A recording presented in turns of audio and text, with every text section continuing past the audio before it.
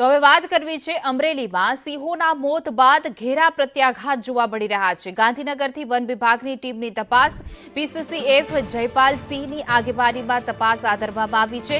Junagadh CCF Ramratan નાલા પણ તપાસમાં જોડાયા છે। જાફરાબાદ રેન્જ રાજુલા રેન્જમાં પણ તપાસ હાથ ધરવામાં આવી છે।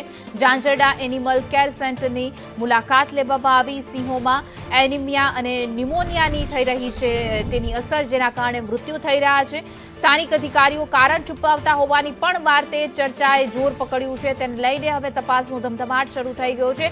તો બીજી તરફ ભાજપના ધારાસભ્યએ પણ વન વિભાગની કાર્યવાહી પર સવાલ ઉઠાવ્યા છે, તેના પર પણ ગંભીર આરોપ કરવામાં આવ્યા છે। ત્યારે ગાંધીનગરથી રાજુલા પહોંચી છે વન વિભાગની ટીમ। ગાંધીનગર સુધી જે છે તે આ મુદ્દો પહોંચવાને કારણે હવે તપાસનો ધમધમાટ શરૂ થઈ ગયો છે। જે રીતે અમરેલીના જાફરાબાદ વિસ્તારમાં 3 સિંહ બાળના મૃત્યુ થયા, જ્યારે આજે પણ એક સિંહનું મૃત્યુ થયું છે। જે રીતે સિંહોના મૃત્યુ થઈ રહ્યા છે તેને લઈને અનેક સવાલો ઉઠી રહ્યા છે।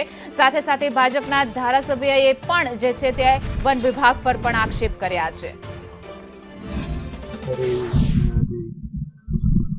રેસ્ક્યુ કરીને જે એનિમલ્સ રાખ્યા છે એ પણ મેં જોયા, તો એ બધા સ્વસ્થ છે અને બાકી પણ એના માટે કે ફરી વધારે સાવચેતી કેવી રીતે રાખી શકે તે માટેના આયોજન માટે મેં સ્ટાફ સાથે પણ જાફરાબાદ નજીક કાગવદર ગામની સીમની અંદર સિંહ બાળના મૃત્યુ થયા બાદ જંગલ ખાતા દ્વારા, ફોરેસ્ટ વિભાગ દ્વારા તંત્ર હરકતમાં આવ્યું છે અને આજે રાજુલા જાફરાબાદમાં ગાંધીનગર તેમજ બંને વિભાગના અધિકારીઓના ધામા રાજુલા તેમજ જાફરાબાદમાં આવી ચૂક્યા છે। ત્યારે તંત્ર દ્વારા વધારે તપાસ થાય અને આ મોત કઈ રીતે થયા છે તેની તપાસ શરૂ કરવામાં આવી છે। આપને હું દ્રશ્યો બતાવીશ। આ દ્રશ્ય છે રાજુલા પાસે આવેલ એનિમલ કેર સેન્ટર ઝાંઝરડાના, જ્યાં તંત્રના તમામ અધિકારીઓ દ્વારા એક બેઠક યોજવામાં આવી હતી અને ગુપ્ત ચર્ચા વિચારણાઓ કરવામાં આવી હતી। જો કે હાલમાં જ જાણવા મળતી વિગત મુજબ